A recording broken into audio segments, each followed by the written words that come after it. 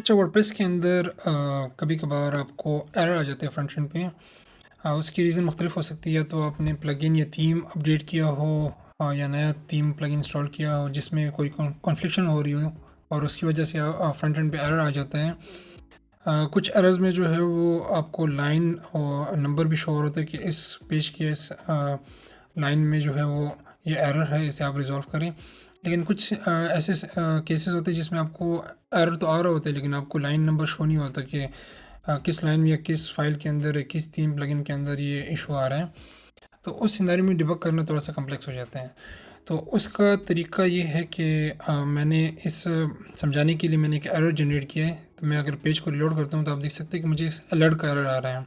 ठीक है, लेकिन अभी मुझे आइडिया नहीं है कि अलर्ट जो है कहाँ से जनरेट हो रही है, इसका कोड कहाँ पर लिखा गया है।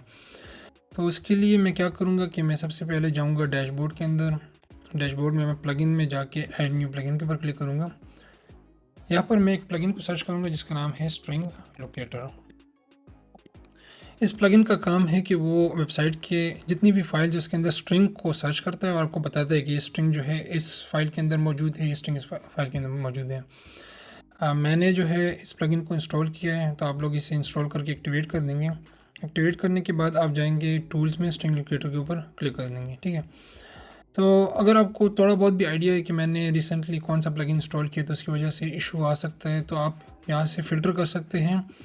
यहाँ से आप वो एग्जैक्ट प्लगइन या थीम, ऑल थीम्स या ऑल प्लगइन सेलेक्ट करके जो है फिर सर्च चला सकते हैं। ठीक है, तो इससे ये होगा कि वो सिर्फ थीम्स के अंदर ही सर्च करेगा। अगर आप ऑल थीम्स सेलेक्ट करेंगे, अगर आप ऑल प्लगइन्स सेलेक्ट करेंगे तो वो प्लगइन्स के अंदर सर्च करेगा। तो मुझे मसलन पता नहीं है, तो मैं क्या करूँगा कि मैं इस पूरे जो टेक्स्ट है, जो भी कोड मुझे नज़र आ रहा है फ्रंट एंड में, से कॉपी करूँगा और यहाँ पर मैं पेस्ट कर दूँगा और मैं होल वर्डप्रेस डायरेक्टली सर्च करूँगा, सेलेक्ट करूँगा, जिससे ये होगा कि वो वर्डप्रेस की डायरेक्टली में जितनी भी फाइल्स वगैरह सब में सर्च करेगा। ठीक है, तो मैं सर्च के ऊपर क्लिक कर दूँ। सर्च कंप्लीट हो गया और मुझे ये बता रहा है कि आपका जो ये कोड है, ये स्ट्रिंग है, ये यहाँ पर मौजूद है इस फाइल के अंदर। तो wp-content/themes/extra function.php मैं यहाँ से भी एडिट कर सकता हूँ। और कुछ सिनेरियो में ये हम यहाँ से नहीं कर सकते क्योंकि वो थीम के अंदर या वर्डप्रेस के अंदर कुछ ऐसी कॉन्फ़िगरेशन होती है होस्टिंग की तरफ से, जिसकी वजह से आप चेंज नहीं कर सकते।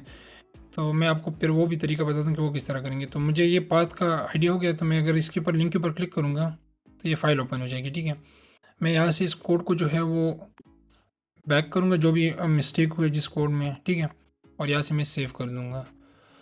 तो सेव करने के बाद जो है फॉर एग्जाम्पल अगर मैं सेव कर दूँ और अभी मैं रीलोड करता हूँ तो मुझे अलर्ट का जो बॉक्स है वो भी मुझे नज़र नहीं आ रहा। कुछ सिनेरियो में ये हम यहाँ से एडिट नहीं कर पाते हैं क्योंकि रिस्ट्रिक्शन की वजह से। तो इसका तरीका ये है कि आप यहाँ से पाथ देखेंगे कि जो पाथ आपको इसने हाईलाइट किए हैं, उसके बाद आप एक WP फाइल मैनेजर के नाम से एक प्लगइन इंस्टॉल करेंगे। इस प्लगइन को ओपन करेंगे तो ये आपको बेसिकली एक्सेस देता है वर्डप्रेस की डायरेक्टरी के अंदर। आप चेंजेस कर सकते हैं, फाइल्स वगैरह दे सकते हैं। जिसमें आप WP कॉन्फ़िग में जाएंगे, मेरे सिनेरियो में थीम्स एक्स्ट्रा के अंदर function.php फाइल। ठीक है, तो इस फाइल के अंदर इशू था, तो मैं इसके ऊपर राइट क्लिक करूँगा। यहाँ से मैं जो है वो कोड एडिटर को ओपन करूँगा और यहाँ से मैं उस कोड को रिमूव कर दूँगा। अभी तो मैंने कोड रिमूव कर दिया इसलिए मुझे शो नहीं हो रहा।